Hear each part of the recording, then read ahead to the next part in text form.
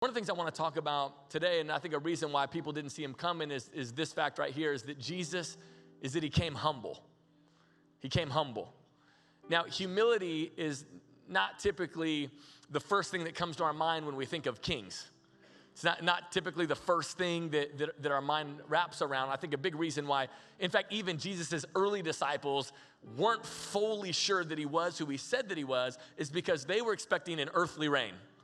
They were expecting for him to overthrow the government. They were expecting for him to look like the other kings of his day. And time again, right when they started to think that Jesus might be God, he would do something that wasn't very godlike in their mind. Like he would say things like this. He said, and this is at the height of his influence, at the height of his ministry life. He said, "For even I, the Son of Man, I didn't come to be served, but to serve, to give my life as a ransom for many." No other king was talking like that. Every other king of his day and many of the kings in our day are actually the other way around. Usually it's no, people are there to serve them. And Jesus was a little different. In Matthew chapter 2, verse 1, we read about it. It says, "Now after Jesus was born in Bethlehem of Judea, in the days of Herod the king, behold, wise men from the east came to Jerusalem, saying, 'Where is he who has been born King of the Jews? For we saw his star when it rose, and we've come to worship him.' And when Herod the king heard this, he was troubled, and all Jerusalem with him. And assembling all the chief priests and scribes of the people, he inquired of them where the Christ was to be born. And they told him, 'In Bethlehem of Judea, for so it is written by the prophet, and you, O Bethlehem, in the land of Judah, are by no means least among the rulers of Judah. For from you shall come a ruler who shall shepherd my people Israel.'" Now, I'm a firm believer. There are two types of people in the world. There are people that drive, and there are people that ride. It's a firm believer. Like, in fact, I'm just curious who I'm working with today. How many of you, if we were all going on a road trip, we all get in a car, how many of you, you're a driver? Let me show your hand. You're a driver. Okay, cool. It makes sense you're at Grace City Church. It makes sense. There's a lot of you at Grace City Church. A lot of drivers at Grace City. And let me see your hand. If you're a passenger person, you want to ride, you want to chill, you want to relax and feel like you're being chauffeured around. Okay, cool. I get you. Just better chip in for gas, homie.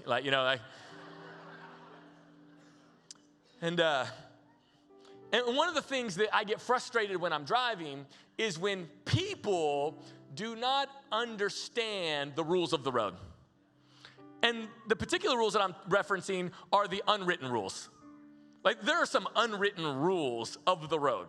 Like for example, one of the rules that I believe gets violated a lot, especially for some reason here in Florida, is that for those of you that don't know this, I'm about to help you. If this is the only thing you get out of today's message, it will be really beneficial to you.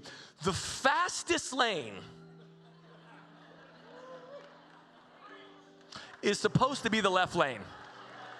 Can I get an amen? Okay. So if you're in the far left lane, I can't have you driving the speed limit in front of me. I can't have you do it. Some of you know who you are. You're rule followers. Way to go. We're happy for you. My wife is a rule follower. Now, I'm not suggesting for 1 second that you just fly. What I am suggesting is I'm a firm believer in 5 to 9 miles an hour over the speed limit. Just fast enough to get there a little bit before the people that are driving the speed limit, but not so fast that you're going to get pulled over. That is the sweet spot of driving. That is the sweet spot. And the other day I was on I-4, and I'm behind a rule follower. They're driving the exact speed limit. I don't know if they had cruise control or if they just have steady foot control, but they were driving exactly 70 miles an hour, and I'm frustrated. I'm behind them. I go to get around them, and right when I go to get around them, they get over in front of me. I'm like, okay, maybe they were starting to get over when I was getting over to let me by, so I kind of go back, and then they get over right when I go to get over. And at this point, I have to see their face. Has that ever happened to you? Where there's somebody driving in some kind of way, and you're like, I don't know why, I got to see your face. I won't be able to sleep tonight if I don't know the face of the person that's driving like this. So sure enough, I pull by them, I see their face, and I'm like, okay, just hope you go to our church so then we can tell you to get over, right? And the reality is there's something else I think a lot of times that can get in the way of your life. It can get in the way of my life. It can actually limit you, and it's that thing called pride. I think pride has a way of just getting in front of you and slowing you down. In fact, I'm a firm believer in this. A big thing that will stop you from getting everything you want out of life is pride. In fact, I wrote down a few things and a few ways that pride gets in front of us and a few ways that pride gets in the way. And number one is that pride prevents us from reconciling relationships. Pride prevents us from reconciling relationships. Come on, you ever know in your heart of hearts that like you were wrong and you should reconcile a relationship? Or maybe, just maybe, you've come to the conclusion, they were wrong, but I still need to reconcile the relationship, and yet you don't do it. Now, I'm not one of those preachers that every story I tell is like I'm the hero in the story. I don't know, like, I've been to some of those, but like I'm not one of those preachers where it's like I always do the right thing. Sometimes it's like I know that I need to I need to humble myself, and yet for whatever reason, it always takes me longer than it should. Why? What is that? That's pride. That's pride getting of the way, and instead of just going, oh man, you know what, I want to be right, I want to be the kind of person that says, I want to make right relationships. It's not about being right, but pride will always get in your way. Another way that pride gets in the way is that pride causes us to think that certain tasks are beneath us. Pride causes us to think that certain tasks are before us. Now, you think about Jesus. Jesus never thought anything was too small for him. I mean, like if I'm Jesus, I'm like, get out of the way, people, I'm here to die for everybody. But not Jesus. Right. You know, Jesus took it upon himself to be the cafeteria lady. Like Jesus took it upon himself. He's got thousands of people and they're hungry. And he's not like, I got bigger fish to fry. I got different things going on. I got this going on. Or I got that going on. He goes, hey, put them in groups of 50 people. We're going to feed them.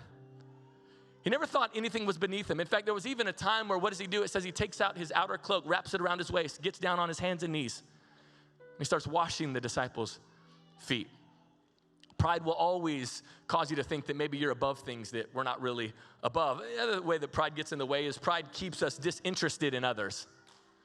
Pride keeps us disinterested in others. Humility keeps us very interested in other people. You want to know, I'll give you like a little simple way that this plays out in our life. You ever meet somebody and you tell them your name and then they say their name? And if your life depended on it, 15 seconds later, you could not remember their name. You ever have that happen? Honestly? Okay, yeah. And I was like, what is that? I don't know. The only thing we cared about was just getting off our name. My name's Andrew. Yes, I passed that test. But what is pride? Man, no. Humility causes us to go, hey, what's going on in your life? What's going on in your world? Pride doesn't allow us to ask for help. I think that's a big one. I think a big way pride gets in our way is it doesn't allow us to ask for help. You know, some of the destructive decisions we've made in life probably could have been easily prevented if 2 years before we made those destructive decisions, we asked for help.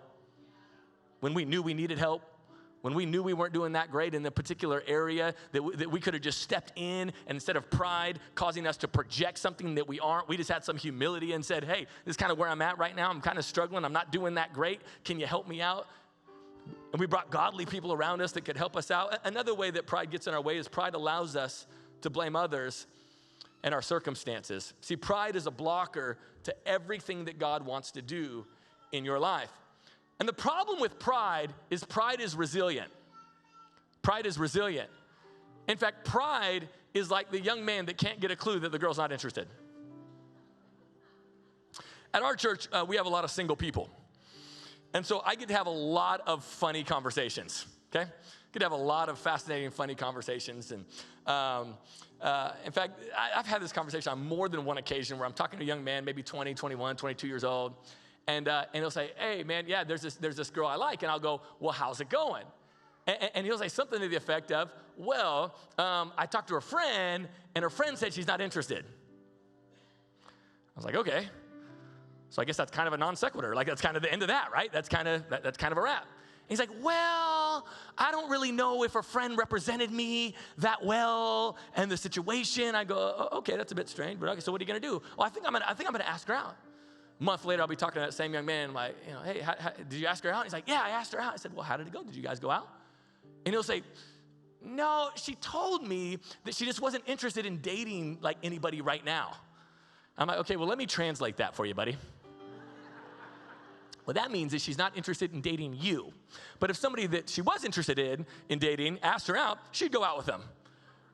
You think? No, I know. I know. I don't know. And it's a true story. I had a guy says to me recently, like, I don't know, man. I think she just like really wants me to pursue her. Like, no, that's called stalking. You will get arrested. It's like, get a clue. You know, pride's like that. Pride will never leave you alone. Pride will never stop asking you out. Pride will never stop being interested in you. Pride will never start knocking at your door. Hey, you want to go out? In fact, pride's one of those things, right about the time you think you got a handle on it, boom, right at your door. And it will cause you to do things that make you go, man, why do I do these things? Pride is going to relentlessly pursue you. And if pride is a blocker, then what's humility?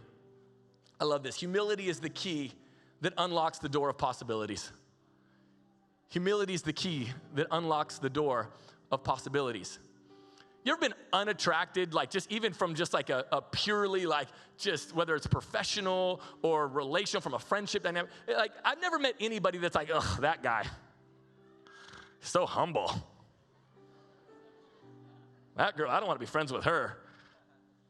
She's really humble. No, humility is a magnet. Humility draws people. Humility pulls people close. You want to know what I have heard a lot? Man, it's hard for me to roll with that. They're so prideful. You can't tell them anything. They don't appreciate any opinion that's different than theirs. And what we see is we see Jesus coming humbly.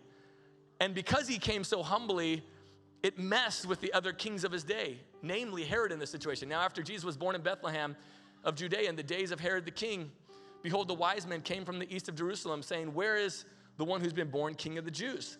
For we saw a star when it rose, and we've come to worship him. And when Herod the king heard this, he was troubled, and all of Jerusalem with him. See, in comparison to other kings, Herod was pretty impressive. In comparison to other kings, Herod was pretty impressive. The problem is, in comparison to God, he wasn't that impressive. In fact, at this time in the scriptures, the timeline is hinged on Herod, right? It even says, in the days of who? Herod the king. But what would later happen is that Herod would become a footnote in the story of Jesus of Nazareth. Probably didn't see that coming. In fact, the only reason why we talk about King Herod to this day is because of who Jesus is. This time of year that we hear from him. Listen, you got to know this. You got to know this. There is, I know for some of you, this is going to like blow your mind. There is somebody greater than you. I say that with love in my heart. There's somebody greater than you. Look at the person next to you and say, there's somebody greater than you. Some of you were way too excited to tell them that. Look at the other person and say, hey, there's somebody greater than you. His name's Jesus. His name's Jesus. Come on, we got to stop thinking we're the big deal. We got to stop thinking we got all the answers. We got to stop putting all this pressure on ourselves in the workplace, thinking, man, I can't make any mistakes. We got to stop putting all this pressure on ourselves in our relationships, thinking, man, am I doing everything right? And we just got to say, no, I'm going to worship the one who's greater than me. His name is Jesus Christ. In fact, he came to earth just so I could look to him, so I could have a great high priest that I can identify with. Why? Because he walked around just like me. He loves me. And he knows me. And all of human history is hinged on him. One of the things I love about Jesus is that he was both humble and magnificent. That's what makes him worthy of praise. He was humble in that he came as a lowly babe in a manger without pomp and circumstance. And he was, you know, there's this person from Nazareth, this random like small town in the middle of Israel. And he came in that way, but he was also magnificent. I don't know about you, but when you were born, was there a star hanging over where you were born? No, he was both magnificent. Don't ever confuse the humility of Jesus with a lack of authority. He is both humble and he's magnificent. He is both meek and he's mild and he's gentle and he's awesome and he's powerful and he's all-knowing and worthy of praise and worthy of worship and worthy of adoration. He's all those things. And then it goes on and it says that everybody assembles and they inquire of where Jesus Christ was to be born. They told him in Bethlehem of Judea because it was prophesied, and you, O Bethlehem in the land of Judah, are by no means least among the rulers of Judah. For from you shall come a ruler who will shepherd my people, Israel. You know, the reality is this, is humility will always cause you to leverage all that you are for the benefit of others. True humility says, I'm going to leverage who I am. My skill set, my gifts, my resources, my story, everything I can so that other people's lives can be better. Isn't it crazy that Jesus could have been dropped right in the middle of the center of the city of Jerusalem, where all the power and all the influence, in fact, on top of that, he could have been dropped in the center of Rome at that time, the superpower of his day.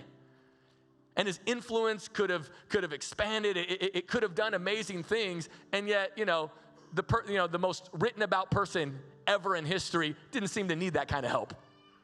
Instead, he was born in small town Bethlehem. Well, I've been to Bethlehem. A couple years ago, us and a group of people in our church were there in the city. And it is this small city in the middle of nowhere. And yet, you want to know what's crazy? To this day, and they sell things, and people go there, and you imagine tourists come from all over the world to see that spot. It dawned on me when we were there that there are still people putting food on their table right now today because Jesus of Nazareth was born in that city. Jesus shows up on the scene, and everybody's life gets better. Jesus enters the equation, and everybody and all their lives get better. My prayer for you is this. The purpose of this whole message and this whole talk on Christmas Eve is really quite simple. I don't know what your life has looked like up to this point, but here's how I would encourage you as you head into 2020 is this. Wherever you're at on the humility spectrum, my prayer is that you would just take another step. That this year that you would grow in your humility. In fact, because I'm a firm believer in this, the less of you, meaning the less of pride, the less of ego that is there, the more of God steps into that space and fills it up and uses your life beyond your wildest dreams, right? It's what John the Baptist said. He said, I must decrease so that God can increase. And you'll never come in second by putting God first. You'll never lose by putting God first in your life. And I believe this. In fact, I want to have the team come up because we're going to finish. We're going to light a candle, and we're going to light candles all across this place. I do want to encourage you. I know there are children in here, and you know the capacity of your children when it comes to lighting these candles. So we're going to leave that up to you. But I don't know why other churches, I got to say, I don't know why other churches light candles. I can only speak to why we light candles. The reason why we light candles is this, is so that you and I get to see a physical manifestation, a physical representation of what I believe is your divine spark. I believe that every single one of you were born with a divine spark. Because why? Because you are God's creation. You are God's unique creation. Fearfully and wonderfully made, the Bible says. And you have a divine spark. You have a divine thing. You have a unique thing that God has put in you to offer to the world so that other people's lives can be better. And so when you and I get to come and say, okay, you know what, we are one little light. But the Bible says this, that, when somebody lights a lamp in a house, they don't cover it. What do? They uncover it. Why? So that by that light, everybody can see. And as you and I come together and as we just say, you know what, God, this year, I'm going to let my light shine before men.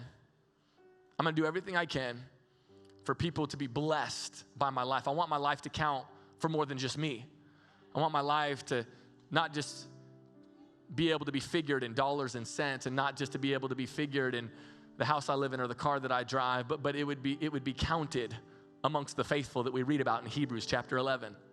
Men and women that have gone before, that have been faithful to do what God's called them to do in humility and in kindness and in following the Spirit of God.